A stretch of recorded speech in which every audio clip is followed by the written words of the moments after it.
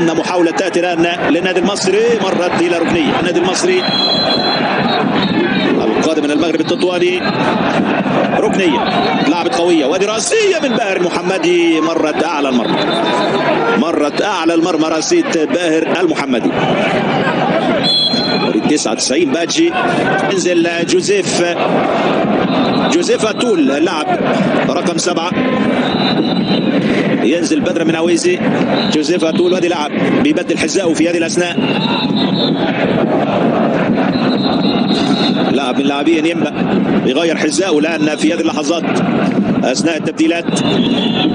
شوب بيخرج أيضا من تشكيلة الفريق النيجيري اللاعب إسماعيل ساركي رقم 19، يترك مكانه الآن في تشكيلة فريق ينبأ.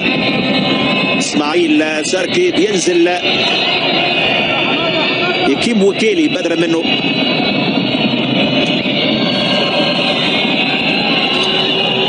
يفياني إيميكويلي، وادي بينزل ايضا اللاعب رقم 6 ايزي، ينزل ايزي ويخرج شيندو رقم 22، ينزل كذلك دانيال داجا رقم 17، ابرز لاعب في الفريق هذا اللاعب دانيال داجا. نزل اتول، نزل ايزي، نزل داجا، ابي ايزي رقم 6، نزل بدر بن اسكو اللاعب رقم 20.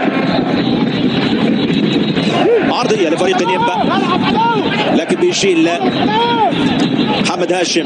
باجي لدغموم، دغموم تدخل قوي على دغموم من جانب اللاعب داجا، ودي كره خطيره لينبأ، التسديده في متناول محمود جاد، يمسك جاد. حزاري من هذه الكرات طبعا الملعوبه يعني خلف المدافعين الاطراف في فريق النادي المصري، خاصه كريم العراي وعمرو السعداوي. هذه ميدو جابر، ترتد الكره منه الى ركله مرمى.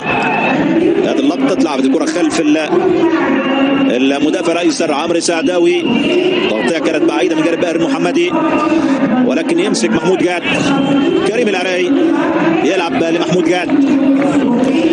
66 دقيقه مرت الى عمر اللقاء مشاهدينا، 21 دقيقه الان من زمن الشوط الثاني. لا زال النادي المصري متقدم بهدف مقابل لا شيء على نادي نيمبا. الجوله الاولى من مباريات المجموعه الرابعه لكأس الكونفدرالية الافريقية لكرة القدم في نسختها 22، البطولة اللي أقيمت على أنقاض بطولة كأس الكاف. هذه كرة مقطوعة، وصلت خطيرة، دغبوم يلعبها للشامي، ضيع الشامي فرصة تسجيل الهدف الثاني على النادي المصري. كانت سهلة جدا، هذه الكرات اللي تحدثت عنها كثيرا، ضغط الهجومي من جانب لاعبي النادي المصري على مدافعي فريق نيمبا يسفر عن كرة مقطوعة لعبها دغموم بمنتهى البراعة للشامي اللي كان خارج التركيز في هذه اللعبة، يلعبها في متناول الحارس، وكان في إمكانه أن يسدد في سقف المرمى، كان في إمكانه أن يسدد في سقف المرمى بعيدا عن متناول الحارس، لكن يبدو الشامي متأثر باللعبة الأولى في المباراة اللي تعرض فيها طبعا لضربة قوية من جانب لاعب انيمبا. هنشوف الفرصة في الإعادة من جديد. الشامي لو في حالته الطبيعية كان سجل هدف بكل سهولة. الشامي لاعب كبير الشامي، لكن الهجمة لميدو جابر، ميدو يعدي بعرض الملعب، يلعب لعمرو السعداوي، سعداوي لدغموم. حزاري طبعا من اللعب في الزحمة بسبب التدخلات القوية جدا من جانب لاعبين ينبأ، يلعبوا بعنف يصل إلى حد الإيذاء، عنف يصل إلى بوبو تراوري.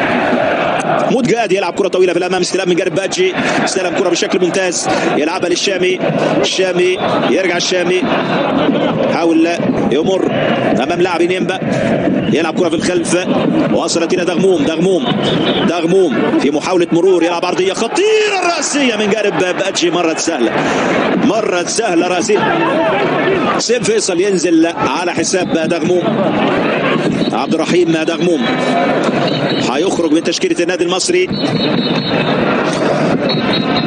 كرة ميدو جابر أمامنا، كرة الشامي أمامنا، افراد واضح للشامي في الزاوية القريبة في سقف المرمى، هدف أكيد، حب يركنها على يسار الحارس لكن كانت في نفس المكان اللي كان متواجد في حارس المرمى اوسيمينا طبعا ردة الفعل على علي ماهر يعني معبرة تماما للموقف.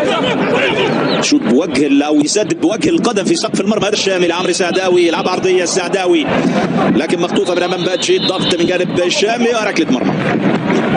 ركلة مرمى لينيمبا. فرصة هذا محمد الشامي، الفرصة الأسهل كانت للشامي صاحب هدف الانتصار في المباراة الماضية في الدوري على نادي الزمالك. هذه لعبة في الأمام جميلة من جانب العراقي للشامي، يلعبها في الخلف جميلة، جول